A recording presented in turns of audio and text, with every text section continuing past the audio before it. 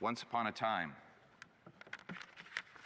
there were a group of candle makers that talked of a grave threat to their industry. They said, "We are suffering from the ruinous competition of a rival who apparently works under conditions so far superior to our own for the production of light that he is flooding the domestic market with it at an incredibly low price." End quote. To quote Frederick Bastiat. And who was that competitor? Why, the sun! The sun was firing beams right through the windows of homes in French villages across the countryside. And this was providing daytime competition to the candle makers, who therefore did not have as much in profit as they would otherwise have absent this competition. So their solution was to ban windows, keep the light out. That way, they could sell more candles throughout the day, for use throughout the day, with less competition coming in from the outside world. And that is exactly what we're getting from the large broadcasting and entertainment corporations, the oligopoly that dominated the voice of Canadians for far too long, until the windows opened and we got the internet. See, what the internet did is it opened up competition. This is ironic, because we hear today that the news media is in trouble. They're hemorrhaging jobs and opportunities. They say that the cultural sector is suffering. And what is the cause of this suffering? Well, the cost of marketing, production, and distribution has plummeted. You heard that right. Because costs have gone down, the industry is suddenly suffering. Actually, it's not suffering. News media has never been more vibrant and more alive than it is today. It's just not the establishment oligopolistic media that dominates the voice around Parliament Hill. Those voices are suffering. They're losing audiences because Canadians actually have choice for a change. For the longest time, the oligopoly in this country, controlled by Bell, Rogers, Shaw, which is now Chorus, and a few other powerful corporate players, were able to use their might with the regulator to ensure their dominance across the airwaves and into the homes of Canadians. They were able to use the large moat, that is to say, the difficulty getting into the market that comes from the fact that you used to have to produce paper and ink in order to send your product to homes.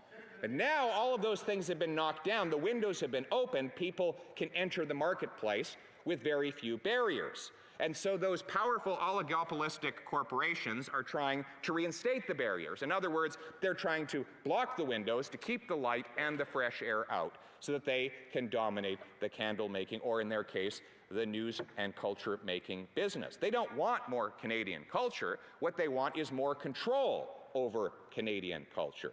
And here we have across the way, on the one side, it's the corporations want economic control over news and culture, and on this side, the government wants political control over news and culture. And so you have this alliance of big government and big business ganging up on the customer, forcing through this legislation the customer to consume content they would not otherwise be interested in. You see, right now, the big tech platforms are very simple. They're interested in making money. Let's be blunt about it. How do they do that?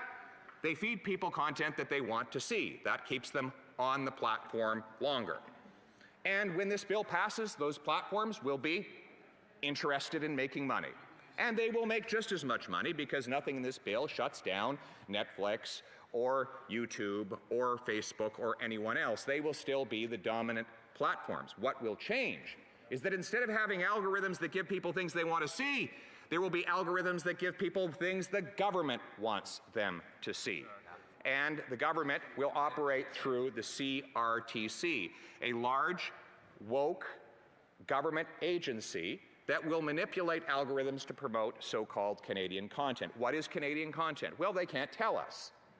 They suggest, for example, that Canadian content is a CBC article that is plagiarized in Washington about American politics. That would be an American-made story about American politics, but it would be Canadian content because it would be provided by the state broadcaster in Canada.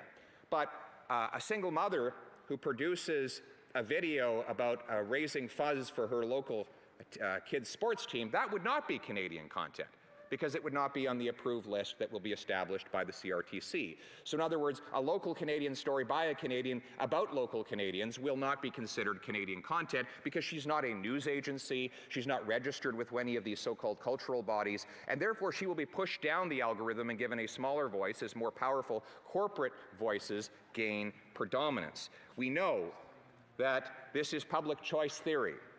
Those with money turn that money into influence, and then they turn that influence into yet more money, which they then turn into more influence, and so on and so forth. You don't believe me? Look at the correlation in the amount that companies are spending on lobbying right now. Government spending's up 55% since this government took office. That is correlated with a nearly 100% increase in the number of paid lobbying interactions that have happened here in Ottawa, as recorded by the Lobbyist Registry. A company out of the United States did a similar study showing that the bigger the spending in Washington by the government there, the more corporations spend on lobbying the U.S. nation's capital. Nearly a perfect correlation between those two things. Why? Because if you have a bigger and more powerful government in the economy, then those seeking profit will invest in influencing that government in order to turn that influence into more money. And that is exactly what will happen here. A small group of broadcasting corporations who will have all of the influence, as they have in the writing of this bill, will be in the CRTC office every day asking for that algorithm to be just tweaked a little bit more so that they can end up in the news feeds or the YouTube streams of Canadians more than their competitor. And it will be a race for political power rather than a race for cultural, better cultural products. In other words, instead of pleasing your audience, you will get ahead by pleasing politicians and bureaucrats. That is what happens. The privileged elite will have more and more control and a greater voice, and the people on the ground will have less and less control. And ironically, this will run against everything that the parties across the way claim to say they want. They claim they're for diversity. Diversity is our strength, says the Prime Minister. Yet, this bill, by giving a small oligopoly control over what Canadians see on the internet, will mean obviously less diversity, because it will be only the programming that they favor. Do you think the ethnocultural publications are going to get the same deal from the CRTC that the CBC, that Bell Canada, that Rogers, and other telecommunications behemoths are going to get? Of course not. They don't have, the small Punjabi paper in Surrey does not have a lobbyist in Ottawa that can work on the CRTC. Do you think that's specialty cultural products, like, for example, you think of a Jewish community who likes klezmer, the wonderful, wonderful Jewish jazz music, might not have a big enough audience to generate political power at the CRTC. But under the current situation, at least through the tap of their thumb, they can get the music that they want. That music will not be considered Canadian enough by the corporations who will generate the algorithm with the CRTC, and therefore those more diverse and unique voices will be shut out and deprived of online oxygen. So there will be less diversity. They claim they want to take power away from big corporations, yet this bill does precisely the opposite, concentrating power in the hands of a small number of broadcasting and telecommunications behemoths, the ones who've been lobbying so hard for so long to get this bill passed. They claim, Mr. Speaker, that they want more artistic expression, and yet the artistic expression of people who are not part of the established cultural scene will be snuffed out altogether. Even great Canadian artists who have never been associated with conservatism have spoken up against this bill. Look at the words of Margaret Atwood, who actually said that this bill represents creeping totalitarianism, and that is exactly what it is. When the government decides what the people can see and say, then freedom of expression will not be long to live in this country. We in this country, in this party, believe in Section 2B of the Charter of Rights and Freedoms.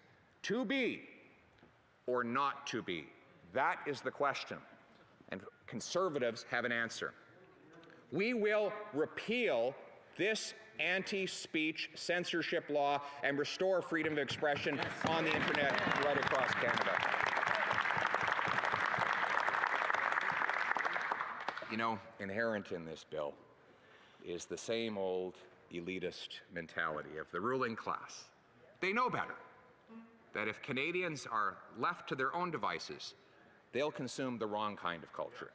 Now, Canadians, our Liberal friends will tell us, are just not sophisticated enough to make their own decisions about what to see and hear. There's a smarter class of more cultured, cosmopolitan types who understand culture in a way that the 37 million Canadians who do the work of the nation do not. And therefore, we will have this cultural elite embedded in our bureaucracy, interlinked with our large corporations who will decide on their behalf. The assumption is that somehow these elites are more virtuous. But what is more virtuous about them? What makes them so special? And who, if they're the ones watching over the system of culture, who watches the watchmen? Who controls the controllers? These rules are made for the rulers and not for the common people. Canadian culture comes from the bottom up, not the top down.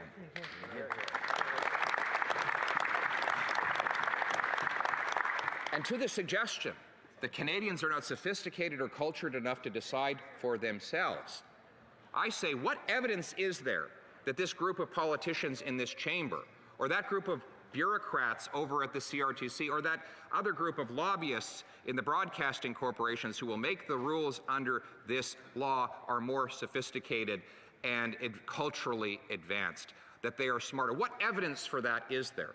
I, for one, believe that if you want smarts and sophistication, look to the mechanic who can take apart and put back together an engine block. Look to the electrician whose meticulous fingers send lightning through copper wires to illuminate our homes. Look to the farmer who is able to read the weather, the soil, and the commodity prices to bring food from his field to our fork. Their minds are ever more advanced and ever more capable to decide what is good and what is not good culture. We in this House of Commons are servants and not masters. It is not our role to dictate from above what the people think, see, and hear, but the contrary. You see, they've got the org chart upside down. They think it's Prime Minister, then House of Commons, and then the people on bottom. Actually, it's the other way around. It's the people, and then the members in this House, and then the Prime Minister, which means first servant. That is how our system was designed. And so Conservatives will always stand for the common sense of the common people, united for our common home. Let us bring it home. Your home, my home, our home. Let's bring home freedom of speech for all Canadians. Thank you.